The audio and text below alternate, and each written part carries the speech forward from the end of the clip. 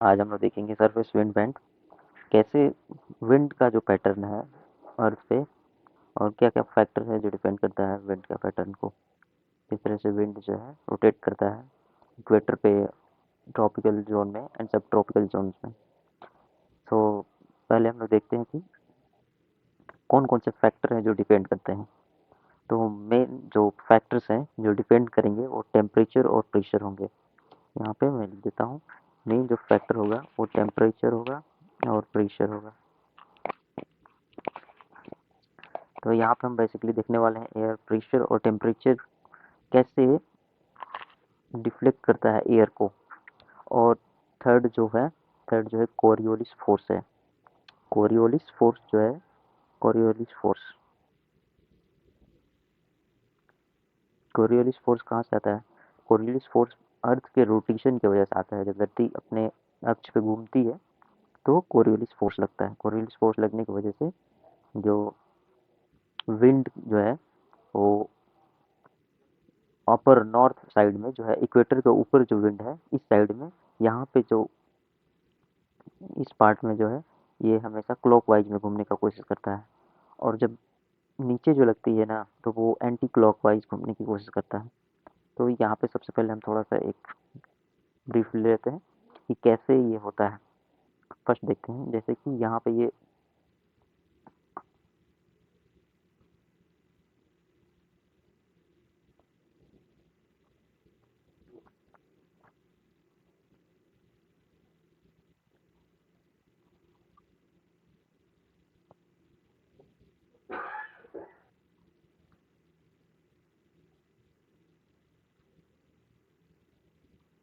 यहाँ पे देख सकते हैं कि ये सन है, ये सन है। सन जो है यहाँ से रेडिएट करेगा हिट को। तो ये जो सूर्य की प्रकाश है वो आप लोग देख सकते हैं कि सबसे नज़दीक जो एरिया है अर्थ का वो कौन सा पार्ट है? वो इक्वेटर है जो सन से। तो सबसे ज़्यादा हीट कौन रिसीव करेगा? सन से। सबसे ज़्यादा इक्वेटर वाला एरिया जो है वो हीट को रिसीव करेगा। उसके बाद जो है ये ट्रॉपिक ऑफ कैंसर बोलते हैं वो वाला रिसीव करेगा, TOC। उसके बाद ये जो है ट्रॉपिक ऑफ कैप्रिकॉर्न, ये दोनों क्या है सेम डिग्री पे है।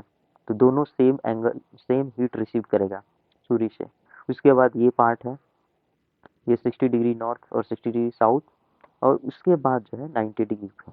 तो पोल पे बहुत ही कम ये जो है, ये दोनों के दोनों पोल है, पोल पे बहुत कम लाइट आता है। इसलिए क्या होता है यहाँ पे पूरे पूरे ये बर्फ का जोन है। इसलिए मैक्सिमम जो टाइम होता है यहाँ पे जो एयर है जो ठंडा रहता है। तो चलते हैं पहले कैसे ये होता है विंड का डिस्ट्रीब्यूशन, उसके बाद यहाँ पर हम लोग आएंगे समझेंगे। तो लेट्स गो।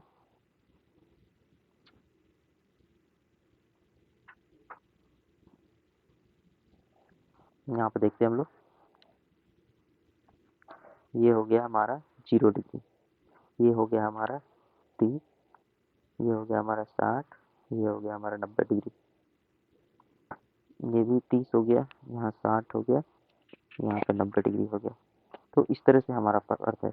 ये 0 डिग्री है, ये इक्वेटर है, ये इक्वेटर है। उसके बाद ये जो 90 डिग्री है ये हम इसको ले लेते हैं नॉर्थ साइड, इसको ले लेते हैं साउथ साइड। ये हो गया हमारा साउथ साइड। तो अगर हम ये 0 डिग्री से लेफ्ट जाते हैं तो ये नॉर्थ साइड होगा, 0 डिग्री से राइट जाते हैं तो साउथ साइड होगा इन द वर्ल्ड मैप, जो कि मैंने प्रीवियसली दिखा चुका है।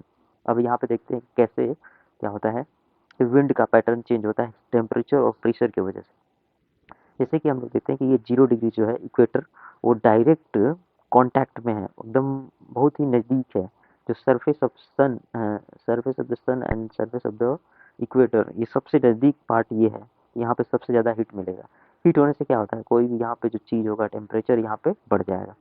टेम्परेचर बढ़ेगा, टेम्परेचर कहीं भी बढ़ता है तो यहाँ पे क्या होगा कि धीरे धीरे जो यहाँ पे जो भी चीज़ होगा वो गर्म होगा, गर्म होगा। कि धीरे धीरे क्या होगा कि गर्म होने के बाद यहाँ का जो भी एयर है वो ऊपर उठने लगेगा। एयर है या वाटर जो है वो वेपोराइज होकर धीरे धीरे ऊपर उठने लगेगा, धीरे धीरे ऊपर उठने लगेगा। ऊपर उठने के समय में क्या होगा, यहाँ पे टेम्परेचर यहाँ ज़्यादा है तो प्रेशर क्या हो जाएगा, जैसे जैसे हवा ऊपर की तरफ जाएगी तो यहाँ पे लो प्रेशर बनेगा, लो प्रेशर बनेगा। अब लो प्रेशर बनेगा, इसको हम लोग क्या करेंगे, ऊपर हवा जाएगी, अब यहाँ कुछ दूर तक जाएगी, उसके बाद हवा तो शांत हो जाएगी, ठंडा हो जाएगी, क्योंकि ऊपर क्या है, उतना हीट नहीं है जितना हीट धरती के पास है। तो यहाँ से अब हीट क्या, एयर जो है इस साइड भागने की कोशिश करेगी, दोनों साइड में भागने की कोशिश करेगी। कुछ दूर के बाद जब ये हवा जो है इधर दोनों साइड में जाने के बाद ये ठंडा हो जाएगी, और ठंडा होकर फिर ये नीचे कन्वर्जेंस होने लगता है हवा का, तो ये नीचे की तरफ चलने लगता है। तो हम लोग देख सकते हैं इमेज पे कि यहाँ पे जो 0 डिग्री इक्वेटर है, यहाँ पे लो प्रेशर बन रहा है, यहाँ पे क्या बन रहा है, यहाँ पे हाई प्रेशर बनेगा, यहाँ पे हाई प्रेशर बनेगा। उसके बाद ये क्या हो गया कि एक विंड का पैटर्न हो गया, कि इक्वेटर से क्या होता है कि हवा जो है ऊपर की तरफ उठता है और दोनों सब ट्रॉपिकल जोन में जाता है। ये क्या है, ट्रॉपिकल जोन। उसके बाद धीरे धीरे ये ट्रॉपिकल जोन में हवा जाने का प्रयास करता है। फिर यहाँ से क्या हो गया, ये कन्वर्ज होके नीचे आने लगेगा, कन्वर्ज होके नीचे आने लगेगा। फिर ये जो हवा है नीचे आ गया, फिर क्या होगी, यहाँ पे जैसे ही नीचे आई हवा, तो ये क्या हो गया, हवा जो है धीरे धीरे गर्म होगा। और फिर क्या होगा, यहाँ पे तो हवा वैक्यूम हो गया था, यहाँ से हवा जो उठ के गया वो वैक्यूम हो गया, वैक्यूम हो गया। तो ये क्या होगा कि हवा जो है यहाँ से इधर की तरफ ट्रैवल करना कोशिश करेगी, यहाँ भी जो हवा है वो इधर ट्रैवल करेगी। तो ये एक सर्कुलेशन बन जाएगा एयर का, तो इस तरह से। और कुछ एयर जो है इधर भी भागेंगी, ठीक है। तो कुछ एयर इधर भाग रही है, कुछ एयर इधर भाग रही है। अब हम लोग चलते हैं यहाँ पे 90 डिग्री के पास। 90 डिग्री क्या है, ये है पोलर जोन। तो पोलर जोन में क्या होता है, पोलर जोन में हीट नहीं आ रहा है, हीट नहीं आता तो टेम्परेचर कम रहेगा, टेम्परेचर कम रहेगा तो क्या होगा, यहाँ पे हवा जो है यहाँ पे नीचे की तरफ रहता है एकदम, टेम्परेचर कम रहेगा तो इस तरह से ये हवा ऐसे समझ करेगी, हवा यहाँ पे रहेगा। तो ये हाई प्रेशर का जोन हो जाता है, ठीक। उसके बाद ये क्या करता है, हवा इस साइड भागने लगता है, इस साइड भागेगा। यहाँ पे क्या होता है कि दोनों तरफ से जब हवा आते हैं, और हवा आने की वजह से यहाँ जो कन्वर्ज होने के बाद ये ऊपर की तरफ हवा जाती है। फिर ये हवा क्या करेगी, फिर ये हवा सब ट्रॉपिकल जोन में भी कुछ हीट रहता है, उसकी वजह से ये इधर फिर ये जाती है, तो ये एक सर्कुलेशन बन जाता है। और कुछ हवा जो है इधर चली जाती है, तो ये भी एक सर्कुलेशन बन जाता है इस तरह से करके। तो ये हो गया हमारा विंड का पैटर्न। और सेम पैटर्न क्या होगा, साउथ में भी फॉलो होगा। तो इक्वेटर के नीचे, इक्वेटर के ऊपर सेम पैटर्न फॉलो होगा, तो यहाँ पे उसी सेम पैटर्न से हम लोग बोल सकते हैं कि यह साउथ है, तो साउथ में क्या होगा, हवा जो है नीचे ही रहेगी, क्योंकि यहाँ पे ठंडा है, ठंडा है, हाई प्रेशर जोन बनेगा, हाई प्रेशर जोन बनेगा। इधर क्या हो जाएगा, यहाँ से हवा आ रही है, लो प्रेशर जोन बन जाएगा। तो ये क्या करेगा, हाई प्रेशर से हवा कहीं ना कहीं जाएगा, तो हवा क्या करता है, स्प्रेड करने लगता है इस जोन में।